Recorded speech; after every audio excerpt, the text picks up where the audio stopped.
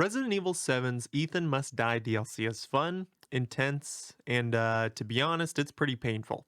It's a really cool game mode where the goal is to get the greenhouse key, enter the greenhouse, and kill this freaky lady. Oh, now you're not afraid of a girl, are ya? I'm very afraid! It's no walk in the park, though. You have to navigate a treacherous version of the Baker's mansion. Enemy spawns and traps are fixed, but the loot you acquire comes from these randomized boxes. The items that drop can be great, mediocre, or plain deadly. Yo, purple!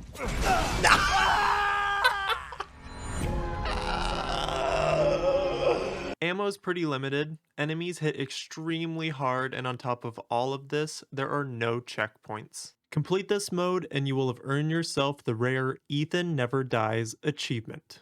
You start outside and must make your way into the house. Before you go inside, there's a couple boxes that have a chance of spawning some decent loot. Ugh, these damn boxes, man. It took me way too long to learn this, but thankfully there's a couple easy ways to tell if one is a bomb. The first, this ticking noise. And second is the tape. If you see a box with one strand of tape, it's gonna go boom. When I made it inside the estate, I wasn't exactly sure where to go first, so it pretty much went how you'd imagine. Whoa, whoa, whoa. Whoa. You. Oh! Oh! Oh my...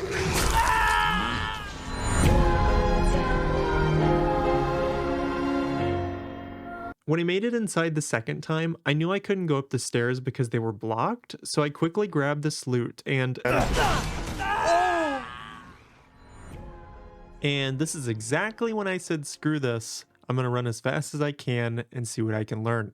It took a couple attempts of me sprinting down these hallways and rooms, but I remembered learning from watching speedruns and challenge runs of the campaign that if you quickly go through a couple doors, eventually the enemies from previous rooms will despawn, making navigating back through certain sections much safer in some cases.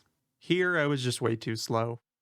In the next run, I managed to speed my way to this loot room and backtrack to this hallway where one of the moldy boys used to be. Since I managed to despawn the molded in this hallway, I was able to make my way to the basement without a worry. Or so I thought. My plans on actually seeing the inside of the basement were thwarted, as there was a familiar foe waiting for me to turn my back at the wrong time. Oh, yo! They're behind me! I tried to shoo it away in its own language, but I was unsuccessful. Upon entering the basement, there's a path that winds around into the incinerator room. It does, however, spawn one of the four-legged molded, and the loot in this direction was usually pretty bad for me. After going down that way a few times, I found the path just wasn't worth the time or the bullets.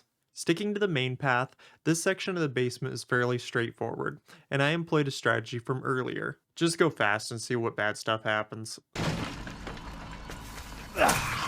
Oh, I'm so scared. Oh. What the f is that? That's not fair!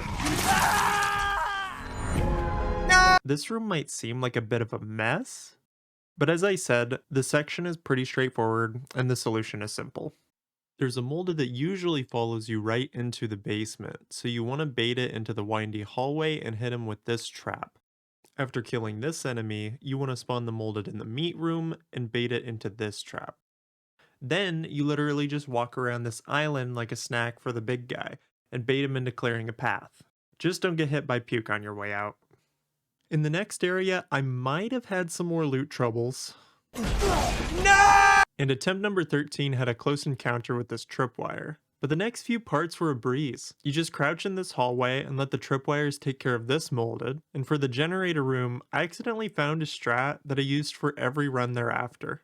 Just stand here and wreck this molded, then once the other gets hit by the floor trap, give him a little pat on his head. This four-legged molded in the bathroom gave me a little bit of a jump scare, but because there was only one, it was pretty easy to take care of him too. Soon after finding Bloodborne's Ludwig the Accursed, run number 13 was finally put to rest. No!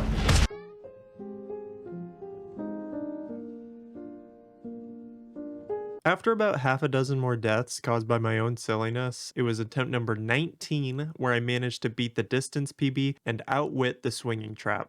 Then I conquered the next room with my brightest idea yet. So like, what do I do here?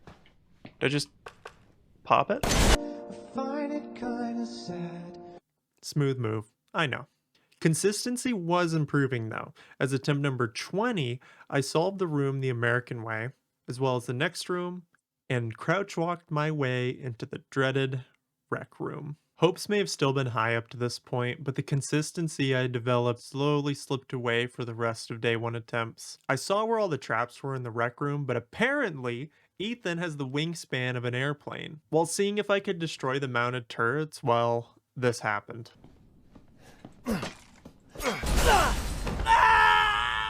Like, what even?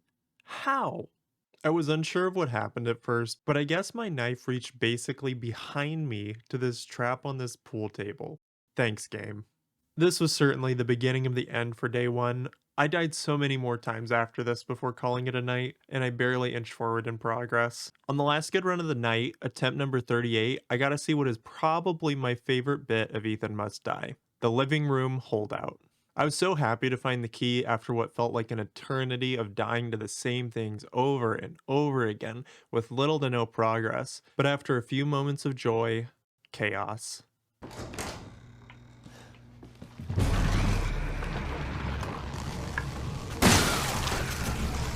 In retrospect, it's not that insane of a fight, it's just 2 normal molded and a big boy versus you and this insanely placed machine gun, but the surprise, the thrill, it felt great. After so many trapped rooms and hallways, it was very refreshing to get a room that was just as simple as kill the wave and survive. The surprise fight did deplete a lot of my resources, so I stocked up the best I could in this booby-trapped room and continued down the hallway. I was pretty prepared for something to come at me, and I was pleasantly surprised that there were only 2 crawling enemies to deal with, followed by complete despair when I was ill-prepared for these quick molded. Man, come on. Oh, setting in stone my permanent beef with this idiot of an enemy. I had a couple more poor attempts, and it was time for a break. I learned a lot though, and I was prepared to get this cursed completion on day 2. Surely, I'll complete this on day 2.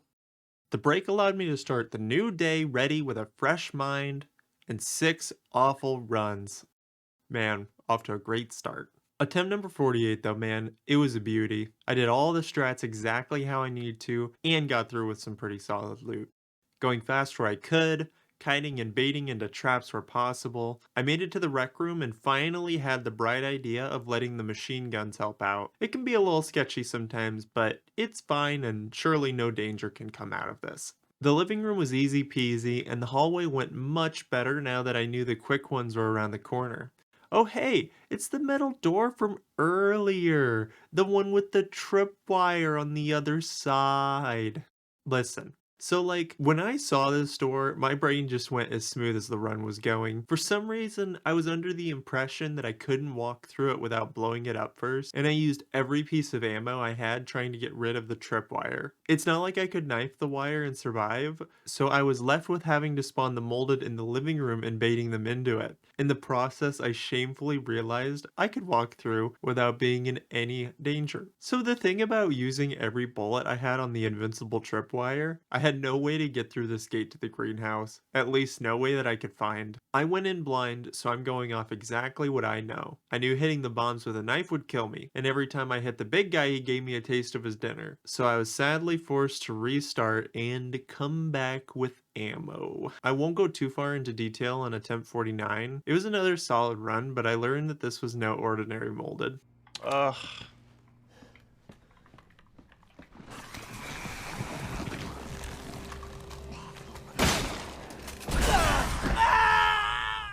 Yeah, this one blows up, so don't miss.